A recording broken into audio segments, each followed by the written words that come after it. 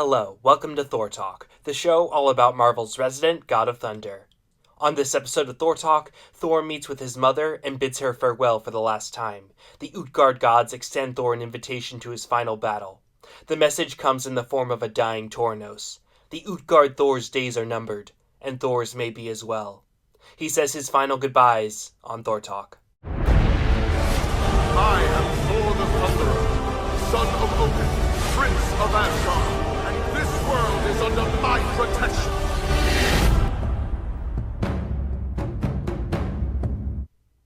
The Immortal Thor number 20 was written by Al Ewing and was published in February of 2025. The issue begins with a stanza from the Eddic poem Utgard-Thor Favnisbana Ein. Now we part, now farewell, fate may not be withstood. Utgard-Thor Favnisbana Ein is an Eddic poem in which the hero Utgard-Thor is told his fate. Utgard-Thor's uncle Gripir prophesies his fate in detail, how he will be forced to break his oaths and eventually will be betrayed and killed by his wife's brothers. The following is Sigurd's response upon hearing this. Rather than attempt to escape or deny his fate, he accepts that it cannot be overcome, and continues anyway. In our modern culture, we're fond of the idea of free will, but the Vikings did not have the same perception. To them, fate was a very real thing, and it was something that could not be overcome regardless of how one acted. They believed that when someone was born, the Norns would determine the day they would die, and that day was set forever. However, while one does not have the ability to escape their fate, they can choose how they face it. If you're doomed to die no matter what, then the best thing to do is to face your doom with courage and honor. This is what Sigurd does when he leaves his uncle bravely rather than running away, and this is what Thor does in this issue. He is faced with his doom, with a permanent death. However, while he is willing to fight for his life, at the end of the day, he will not violate his honor by allowing others to die in his place. When his fate beckons, he does not attempt to run, but rather bids his loved ones farewell. Far from Asgard, Thor has met with his mother Freyja on a distant world of carnivorous beasts. One caught their scent and attacked. Thor would have spared the beast, but he was not the god of the hunt. Freyja was. She plans to take the beast's carcass to a group of refugees on an icy world. They pray to their deity for food, and now Freyja will act as that god's instrument, just as Thor does on Midgard. I like how Freyja mentions that Thor is seen as the instrument of other people's gods on Midgard. We don't see Thor interact with the religions of other people on Earth too much, but given that Thor has saved so many lives on Earth and the Old Norse religion doesn't seem to have made a full comeback, that's probably how many people see him.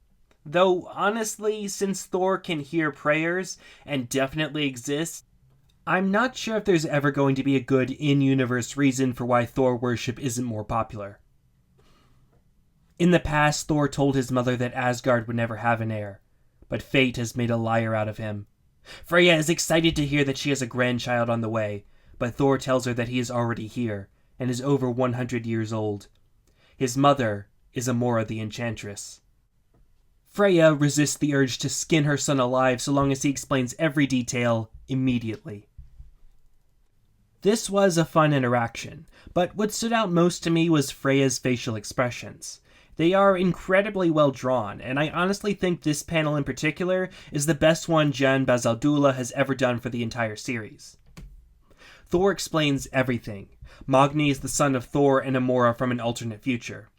Freyja asks if he can be trusted, and Thor says that he can, that he will be a fine king when the day comes. Still, in the past, Thor said there would be no heir because the throne was cursed. Thor had been dealing with visions of his doom from the Black Winter. When he defeated Thanos in the past, the shadow of the Black Winter seemed to recede, and Thor felt optimistic that he was freed from his fate. He reforged his hammer, saw the Bifrost mended, and learned to smile again. But one winter left only to make room for another. Old enemies challenged Thor, and even Loki is his enemy again. The old cycles still repeat. In the past he tried to free them from the cycles by making a final Ragnarok. This was to be the end, but soon after he faced the serpent, took 9 steps, fell, and rose again.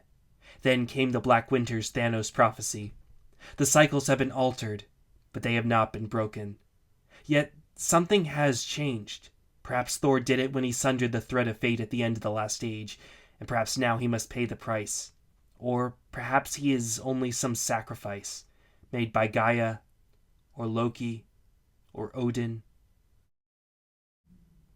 But the death that comes feels different.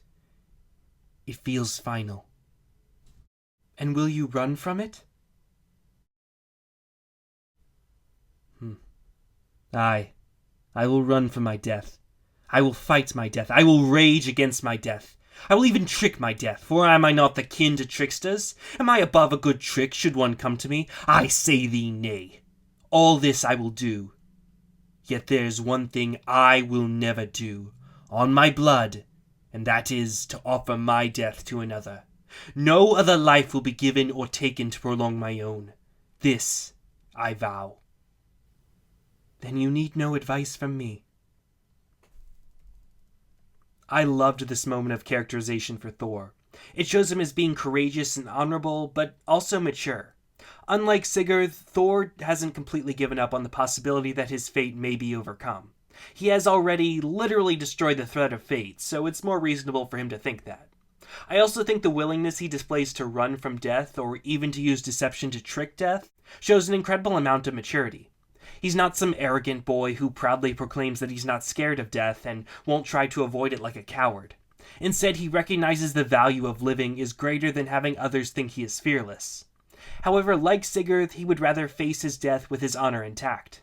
His sense of honor is not based on how he's perceived, but how his actions affect others. The protector god would rather die than allow a single creature to die in his place.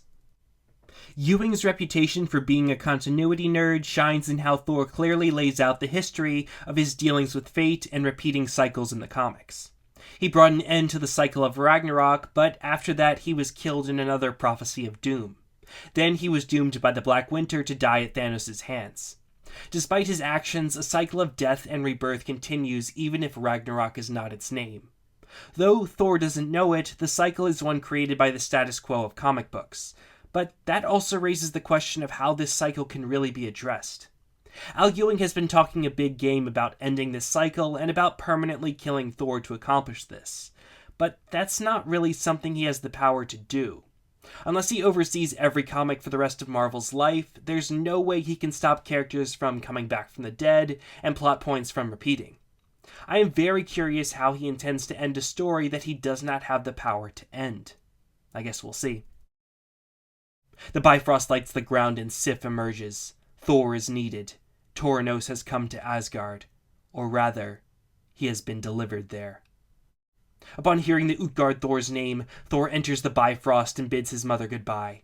It was a terse goodbye to the one who raised him, and though Thor knew it not then, it was the last. For this was the beginning of the end. Thor looks up in horror at Toranos. The Elder God had been crucified to his own wheel of fate. "Help me!"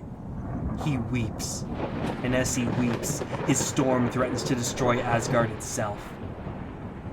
"Without my leave, against my will, in my own home, end this unseemly display! Now!" The sky still rages. Those thunders are not his to command. They are loyal to Toranos, and they come to mourn him. "Also Thor?" Thor asks the Elder God why he has returned, but in his heart he knows the answer. Thor is a being of compassion, and he gave that compassion to Toranos when he took his power. Toranos returned to the Utgard gods and spoke to them as an equal. He argued, then pleaded, then begged again and again for the Utgard gods to see his side, to show mercy. But there was no mercy in them. The Endless City forged steel that could pierce an Elder God's flesh. The great bull gored him and knocked him to the ground. The Hooded One took up the hammer, and under the Utgard-Loki's mocking eye, they nailed him to his wheel. They sent him as a message. Well, that was a surprise. Initially, Thor defeated Toranos by forcing him to become worthy, and thus to learn compassion. I was certain that Thor would face the Utgard-Thor again after Thor's spell wore off, but it didn't wear off. It seems like Toranos retained the characteristics of being worthy, and this worthy Toranos continuously attempted to reform the other Utgard gods. As much as this does create an interesting dynamic, I think it's potentially a little too vague and or overpowered. Toranos was a vastly more powerful being than Thor, but Thor was able to permanently reform him. Potentially, he could do this to any number of all-powerful villains. Maybe this can only be applied to Toranos since he is already a thunder god and is thus more inclined to Thor's nature, but again, the event is just a little too vague for my liking. I hope we get some clarification. The Utgard gods have decided they'd be better off without this heroic Toranos, and they work together to destroy him. This gives a good idea of just what Thor is going up against. He had to resort to trickery to defeat Toranos, but the combined Utgard gods were able to kill him with sheer force. It does a great job of communicating just what Thor has before him. It also gives us our first look at Medjed, the hooded one, who nails Toranos to his wheel. Honestly, this one image doesn't really impress me, but I'm sure there will be more to see than just a little man dressed like a Halloween ghost.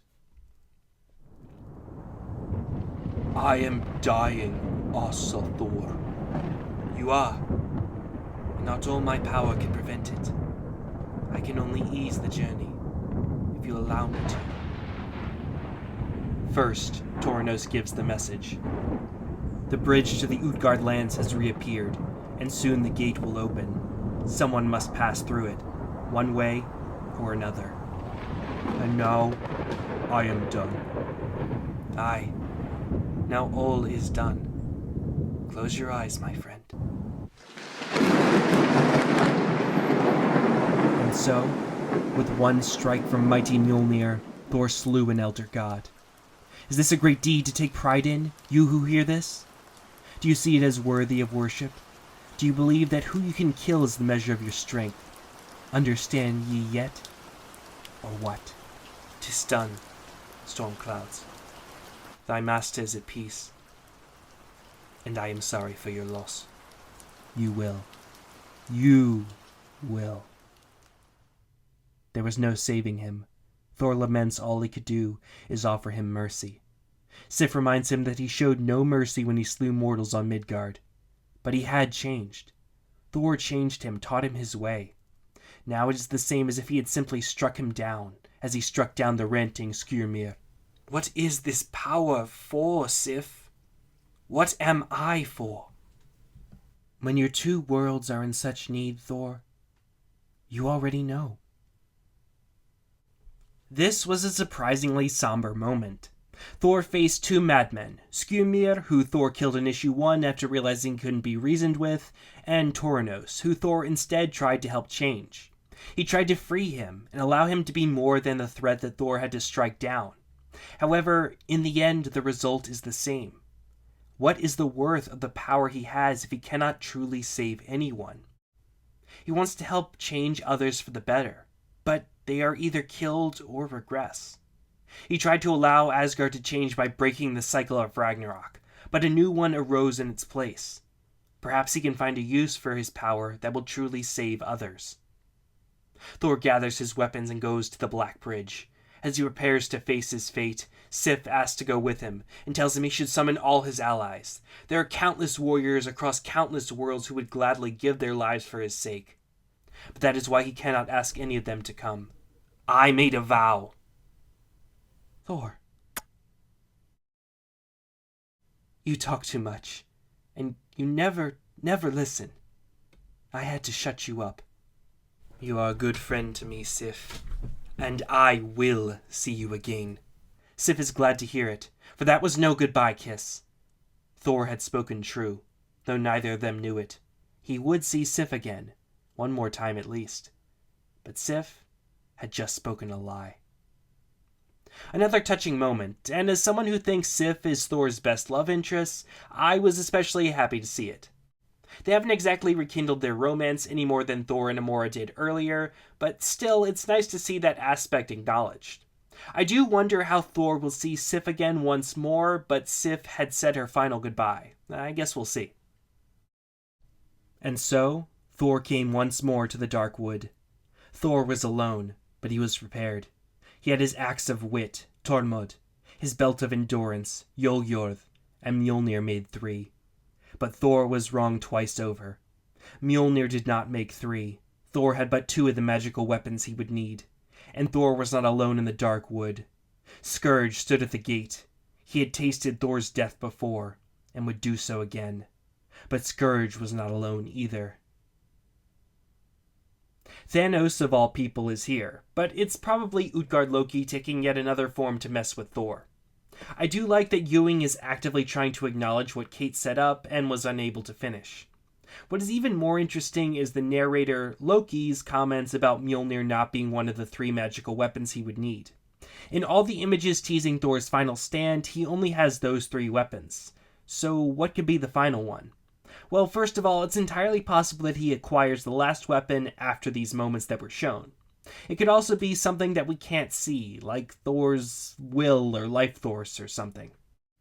I guess we'll have to wait and see. In the end, this was a good and surprisingly somber issue that really heralds the end for the Thunder God.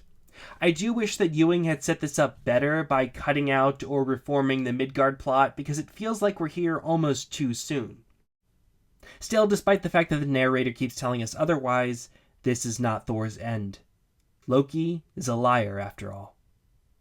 Well, that's all for this episode of Thor Talk. I hope you enjoyed it. I apologize, it is super late. I just kept getting busy with different things. Hopefully this will be out before the next issue comes out. As of recording, it is a few days away.